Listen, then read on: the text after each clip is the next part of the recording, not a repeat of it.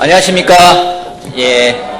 정말 완연한 가을인데요. 여러분 좀, 제가 시간을 1분만 드리겠습니다. 일어나셔가지고 좀 가을을 맞이하는 사람답게 한번 옆 사람에게 가을의 마음을 담아서 좀 서로 인사하고 교제하는 시간 잠깐 갖도록 하겠습니다. 예.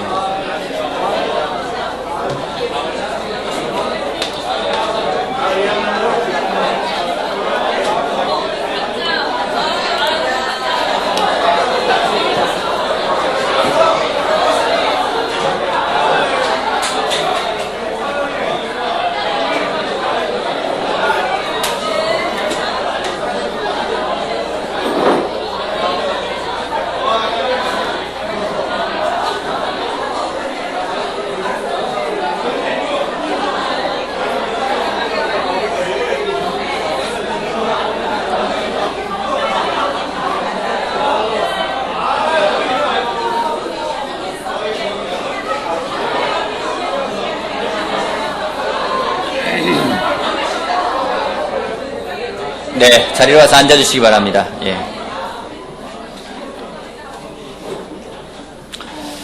정말 가을이 왔구나라는 생각이 듭니다. 왜냐면은 요즘에 형제들과 같이 이야기를 나누다 보면은 형제들의 그 삶에서 좀 되게 깊은 생각들이 많이 느껴지는 게 느껴집니다. 특별히 지난주에는 우리 싱글 바이블 톡을 했는데요. 우리 김상훈 형제가 와줘가지고 정말 그 어느 때와 달리 정말 깊이 있는 그런 말씀을 나눠주셔가지고 우리 싱글들이 정말 다들 감탄을 하면서 정말 그랬던 시간들이 있습니다. 그래서 어떤 선택을 할 것인지에 대해서 같이 이야기 듣는 참 감사했고, 또 광문선 형제의 성찬을 들으면서 그런 생각이 있으면 저 솔직히 든 생각이 오늘 내 설교보다 낫다.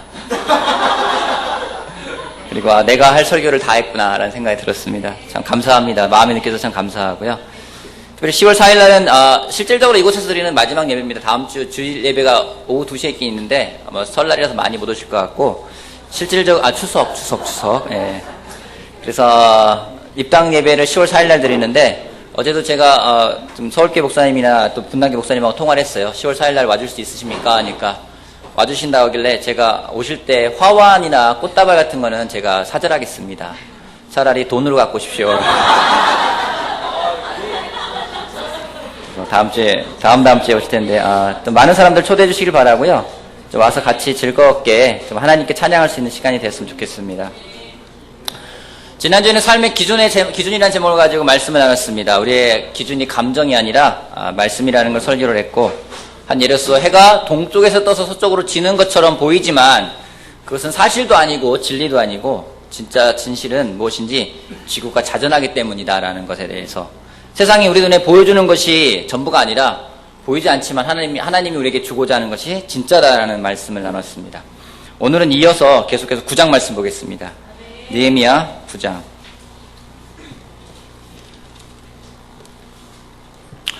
8장에서 사람들이 하나님의 말씀을 통해서 그들의 마음의 변화를 받았습니다. 마음이 완전히 변화되어서 하나님 앞에 온전하게 나아가는 모습을 우리가 보았습니다. 9장에서는 어떤 일이 벌어지는지 9장 1절 말씀부터 보겠습니다.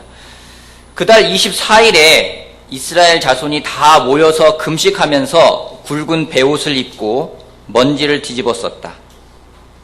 이스라엘 자손은 모든 이방 사람과 관계를 끊었다.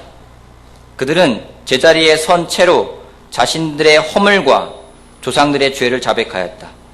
모두들 자리에서 일어나서 낮의 4분의 1은 주 하나님의 율법책을 읽고 또 낮의 4분의 1은 자기들의 죄를 자백하고 주 하나님께 경배하였다. 사람들의 마음의 변화를 받습니다.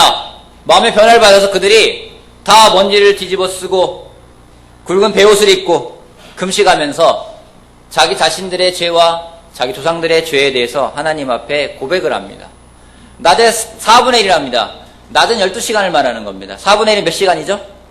3시간. 3시간 동안 하나님 말씀을 듣고 3시간 동안 자신의 죄를 자백을 하고 있고 하나님을 찬양합니다. 여러분 죄 고백 3시간 동안 해본 적 있으십니까? 말씀을 3시간 동안 읽으신 적은 있으실 것 같아요. 말씀을 3시간 동안 들었어요. 여러분 제가 설교를 3시간 한다면 여러분 어떻겠습니까? 또 자신에 대해서 3시간 동안 고백을 하고요. 그리고 나중에 가서는 그들의 많은 하나님을 찬양하면서 자신들의 마음이 변하지 않게 하기 위해서 다시 그들이 또 이렇게 서약하는 모습을 볼 수가 있습니다. 예전에 이 말씀 보면서 우리가 재헌신 서약도 했던 적이 있었습니다. 근데 그 다음에 나오는 것은 무엇인지요? 5절 말씀 보도록 하겠습니다. 레위 사람인 예수아와 간미엘과 바니와 아삼느야와 세레비아와 오디야와 스바냐와 부다히야가 외쳤다. 모두 일어나서 주 너희 하나님을 찬양하여라. 영원전부터 영원까지 주님의 영화로운 이름은 찬양을 받아 마땅합니다. 어떠한 찬양이나 송축으로도 주님의 이름을 다 기릴 수가 없습니다. 주님만이 홀로 우리의 주님이십니다. 주님께서는 하늘과 하늘 위의 하늘과 거기에 딸린 별들을 지으셨습니다. 땅과 그 위에 있는 온갖 것, 바다와 그 안에 있는 온갖 것들을 지으셨습니다. 주님께서 이 모든 것에게 생명을 주십니다. 하늘의 별들이 주님께 경배합니다. 찬양하라는 그 레위 사람의 말에 따라서 모두 일어나서 하나님을 찬양합니다. 여러분, 하나님을 찬양한다는 게 무엇일까요? 하나님을 찬양한다는 게 무엇일까요? 하나님을 찬양한다. 하나님을 찬양한다는 건 무엇일까요? 감사하고 기뻐하는 것. 또 하나님을 찬양하는 건 무엇이라 생각하십니까? 하나님을 찬양한다. 하나님의 영광을 드러내는 것. 또 하나님을 찬양한다. 하나님이 하신 일을 인정하는 것. 확실히 부부는 한마음이라고 저랑 비슷한 생각인데요. 9장에 하나님을 찬양합니다. 하나님을 찬양하는데 그들이 찬양하는 내용을 보면은요, 하나님이 그들을 어떻게 택하시고 또 어떻게 인도하셨는지에 대해서 인정하고 그것을 찬양합니다. 하나님을 찬양하는 것은 하나님이 나한테 하셨던 일들, 하나님이 우리에게 하셨던 일들을 기억하는 겁니다. 하나님이 모든 것들을 주관하고 계시고, 그리고 그분이 주관하시고 우리를 인도하시기 때문에 그분에게 맡길 수 있는 마음을 표현하는 것이 하나님을 찬양하는 겁니다. 우리가 하나님을 믿는다고 합니다. 하지만 하나님을 믿는다고 하지만은 그 안에는 나만의 신앙을 가져갈 때가 있어요. 하늘 보면 7절 8절 말씀 보도록 하겠습니다. 7절. 주 하나님께서는 아브라함을 택하시어 바벨로니아의 우르에서 이끌어내시고 그의 이름을 아브라함이라고 고쳐 부르셨습니다. 아브라함의 마음이 하나님 앞에서 진실함을 아시고 가나안 사람과 헷 사람과 아모리 사람과 브릿 사람과 여부스 사람과 기르기스 사람의 땅을 그 자손에게 주시겠다고 그와 언약을 세우셨습니다. 주님께서는 의로우셔서 말씀하신 것을 지키셨습니다. 하나님이 아브라함이라는 사람을 아브라함이라고 부르셨다고 합니다. 여러분, 아브라함이 어느 날 자기가 이름 마음에 안 들어요. 그래서 동사무소 가가지고 내 이름을 아브라함이라고 바꾸겠습니다 라고 하는 그런 성향이 아니에요. 때로는 우리 이름 마음에 안 들 때 있죠. 그죠? 이름 마음에 안 들어서 막 이름을 바꾼 사람들도 있습니다. 아브라함이라는 사람이 아브라함이라고 불린 게 아니라 하나님이 아브라함을 택했습니다. 아브라함이 하나님을 택한 게 아니라 하나님이 아브라함을 택했어요. 우리 또한 마찬가지입니다. 하나님이 우리를 택해서 우리를 불러주셨습니다. 그렇지 않으면요, 이 주권이 누구한테 있는지 놓치면은 진짜 이상한 믿음이 되어버릴 수가 있습니다. 하나님과 우리의 관계도 그런 관계가 되어야 합니다. 하나님이 주인이 되는 삶이 되어야 합니다. 그 대표적인 예가 시편 77편인데요. 시편 77편 보겠습니다. 시편 77편.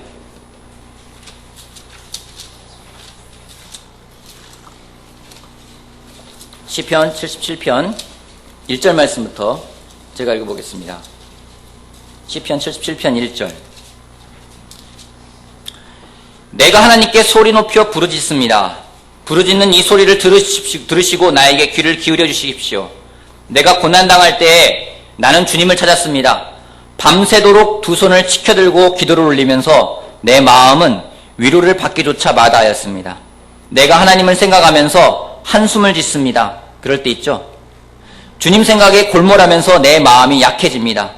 주님께서 나를 뜬 눈으로 밤을 지새우게 하시니 내가 지쳐서 말할 힘도 없습니다. 내가 옛날 곧 흘러간 세월을 회상하며 밤에 부르던 내 노래를 생각하면서 생각에 깊이 잠길 때 내 영혼이 속으로 묻기를 주님께서 나를 영원히 버리시는 것일까? 다시는 은혜를 베풀지 않으시는 것일까?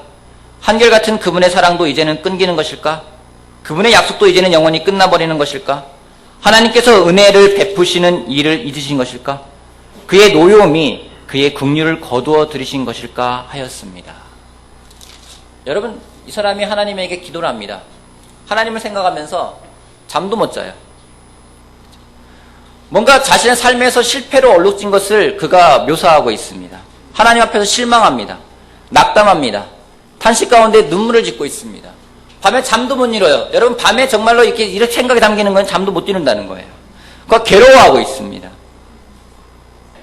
근데 10절부터 그의 마음이 바뀝니다. 10절 말씀 보겠습니다. 그때 나는 또 이르기를 가장 높으신 분께서 그 오른손으로 일하시던 그때 나는 그때를 사모합니다 하였습니다. 주님께서 하신 일을 나는 회상하렵니다. 그 옛날에 주님께서 이루신 놀라운 그 일을 기억하렵니다.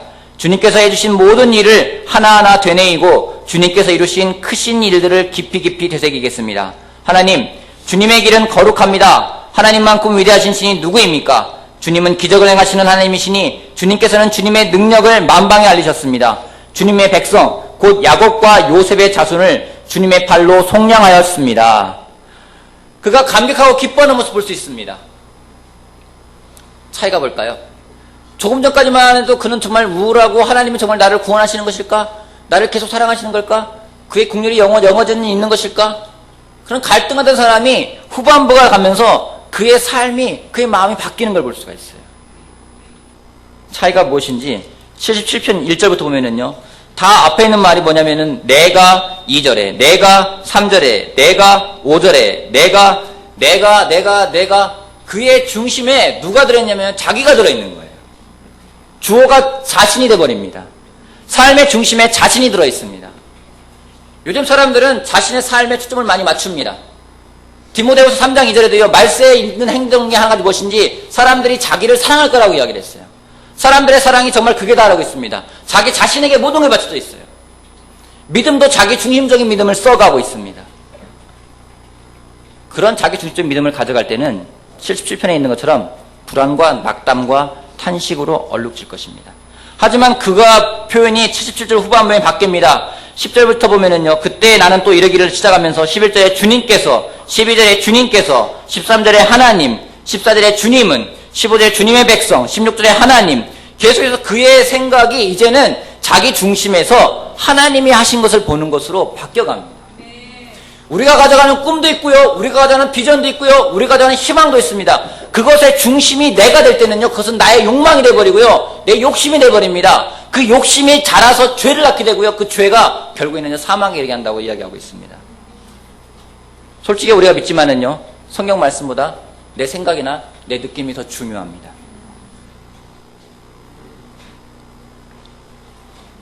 그래서 어떤 것이 맞지 않으면, 내 생각이 맞지 않으면, 내 느낌에 다르면은요, 우리는 거부해버리는 경향이 있습니다. 그런 비전은 비전이 아닙니다. 그런 꿈은 꿈이 아닙니다. 욕심이고 욕망입니다.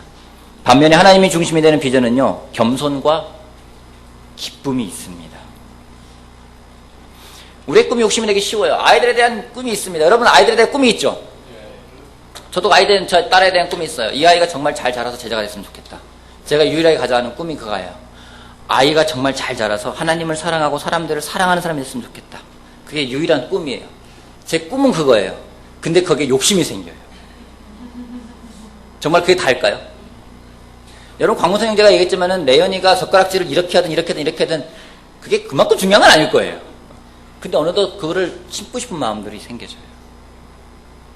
우리가 꿈을 가져갈 때 하나님이 우리에게 주신 것이 쉽게 다 중심이 되어버릴 때는요, 그것이 변질되어 버려요. 오늘 하나님이 우리에게 계속 우리에게 말씀하십니다. 나를 버리고 그 중심이 하나님이 되어야 됨을 이야기를 하고 있습니다.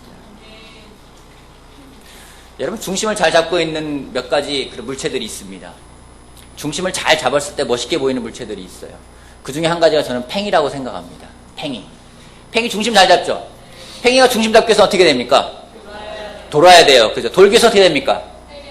맞아야 돼요. 팽이가 중심을 잡으려면요, 계속 돌아야 돼요. 그죠?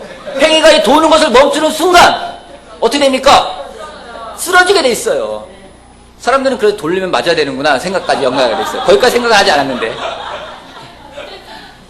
팽이가 도는 것을 멈추는 순간 더 이상 팽이로서의 기능이 아니라 넘어지게 돼 있어요. 우리 또 마찬가지예요. 왜 예수님이 너희가 나를 따를 때 매일 십자가를 치라고 했는지, 우리가 단 한순간이라도 제자로 사랑하는 것을 멈춘다면은 우리는 쓰러지게 돼 있어요. 세상 가운데 어떻게 중심 잡고 살아갈 수 있겠습니까? 세상에서 어떻게 우리 중심을 잡고 살아갈 수 있겠습니까? 우리가 제자로 살아가는 것은 세상에서 정말 올바르게 중심을 잡아 살아가는 것인데, 그 삶을, 그 십자가를 지는 것을 버린다면은 그 얘기 뭡니까? 내 생각을 버리지 않고 계속 내 생각을 갖고 있다라면은 어느 순간 우리는 넘어지게 돼 있다는 거예요. 오늘 광무선 형제가 그런 얘기를 했습니다. 사람들이 나를 사랑할까? 지난주에 저도 비슷한 생각을 했어요. 아내랑 같이 그날 수요일날이었던 것 같습니다. 같이 기도를 하는데 만날 될 사람들이 있지 않습니까? 제가 만날 될 사람들이 있어요. 여기 있는 분들도 있고 딴 데 있는 분들도 있고 많은 사람 만나야 될 사람들이 있어요. 때로는 공사 현장에 있는 사람들을 만나야 돼요. 근데 공사 현장에 있는 사람을 만나도요, 그날은 이상하게 불안한 거예요. 뭘 또 부탁을 해야 될 것 같은데, 또 제가 분명히 돈을 주고서는 인테리어를 맡겼고 뭔가 내가 요구할 수 있는 조건이 있는 사람임에도 불구하고 뭔가 부탁하는 게 좀 미안한 거 있잖아요. 생각을 했어요. 내가 왜 불안할까? 누구를 만나는 것에 있어서 왜 내 안에 두려움이 있을까? 그러면서 생각을 하며 기도를 하면서, 그래서 제가 개인적으로 회개한 것이 그겁니다. 아, 내가 사랑하지 않는구나. 성경에 말씀에 사랑에는 두려움이 없다고 이야기를 하고 있어요. 완전한 사랑은 두려움을 내쫓는다고 되어 있습니다. 저는 그 말씀을 믿어요. 그 말씀을 믿기에 그 말씀에 비춰보면은 제 안에 사랑이 부족함을 많이 보게 되었습니다. 사랑도 내 기준으로 하죠. 내 기준으로 해요. 내 마음에 들면 사랑하고요, 내 마음에 들지 않으면 사랑하지 않아요. 근데 예수님은 그렇게 하지 않으셨거든요.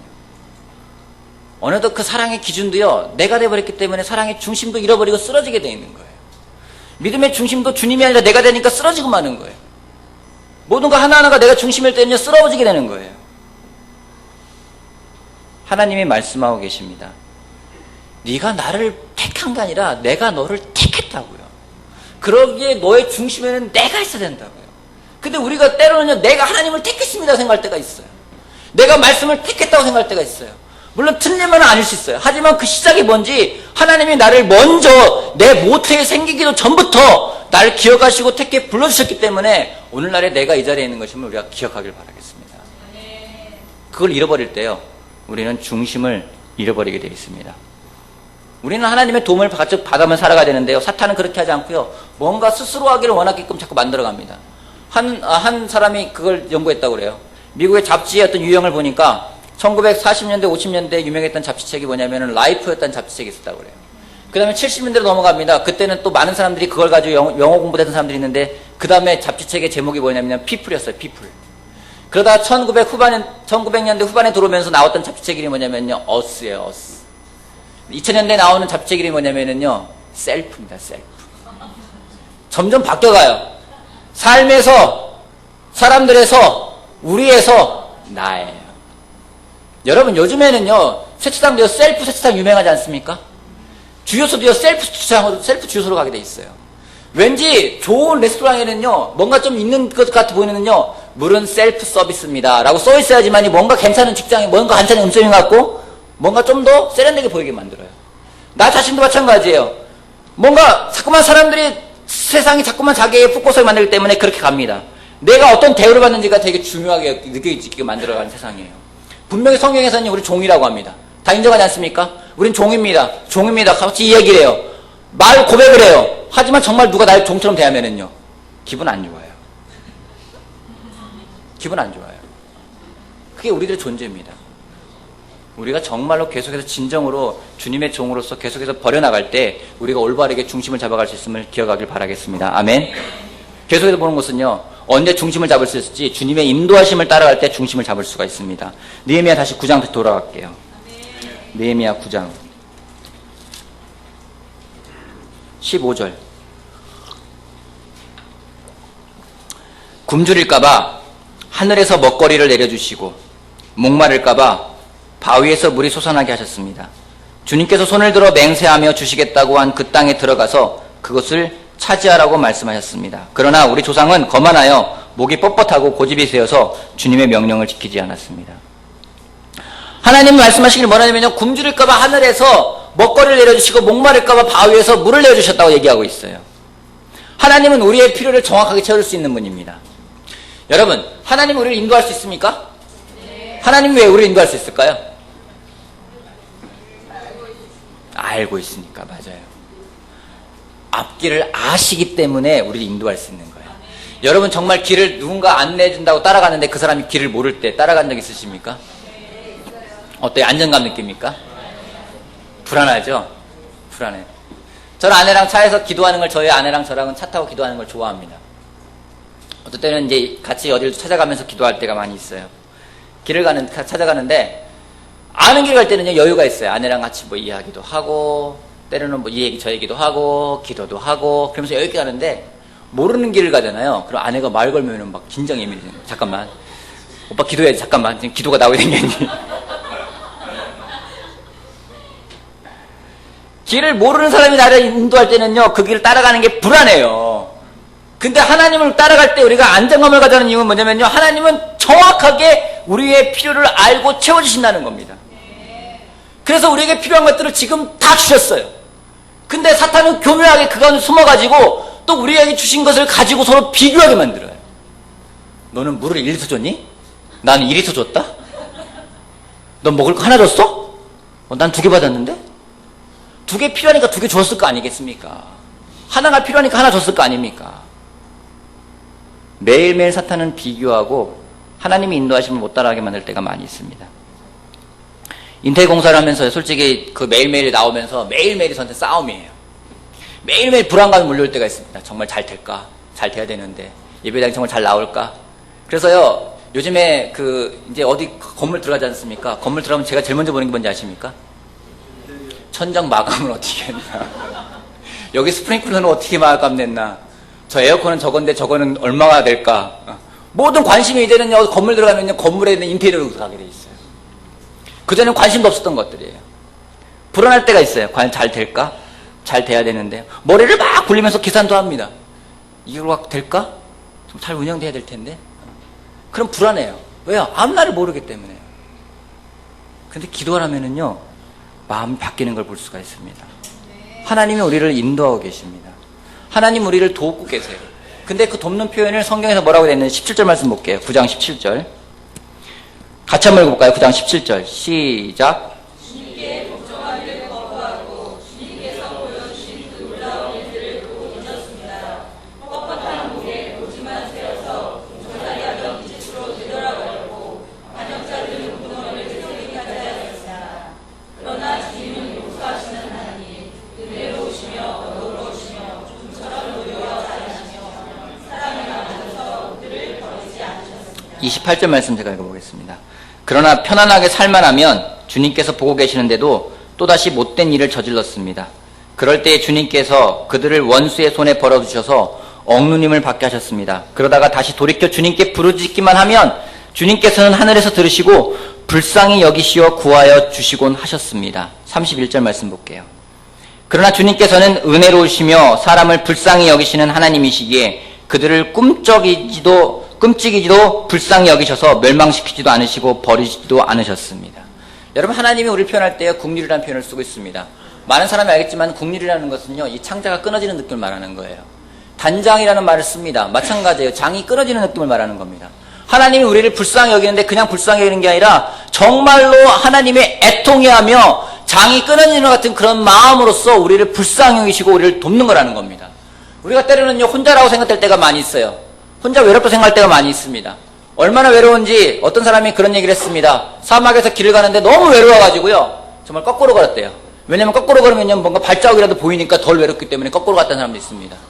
그 정도로 사람들이 삶이 외로울 때가 있어요. 정말 외롭다. 나를 돕는 사람이 아무도 없다. 왜 나는 혼자지? 나는 왜 홀로지? 정말로 왜 발자국이 아무것도 없는 거지? 하지만은요, 하나님은 그때도 함께하고 계신다는 겁니다. 우리를 긍휼히 여기시고 우리를 불쌍히 여기시는데 그것이 어떤 마음인지 정말로 우리가 정말로 죄를 짓고 떠나가려고 할 때는, 우리가 정말 하나님 멀리하려 할 때는, 우리가 괴로움에 무릎 울부짖을 때는 하나님 말씀하시는 것이 내 장이 끊어지는 것처럼 너희를 아끼고 너희를 보살피고 너희를 돌보고 있다고 말씀하시는 겁니다. 우리가 그 사랑을 잊지 않길 바라겠습니다. 하나님의 그 긍휼히 여기는 표현을, 마음을 우리가 잊어버린다면은 우리는 또다시 넘어지고 말 거예요. 세상에서 중심을 잡고 살아가는 거 쉽지가 않습니다. 많은 유혹이 있습니다. 많은 사탄의 공격이 있습니다. 그 가운데 우리가 어떻게 중심을 잡고 살아갈 수 있을까요?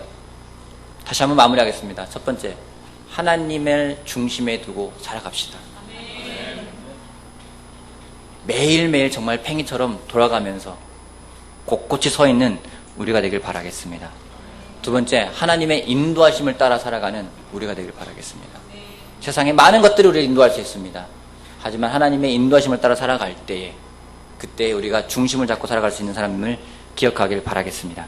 마치겠습니다.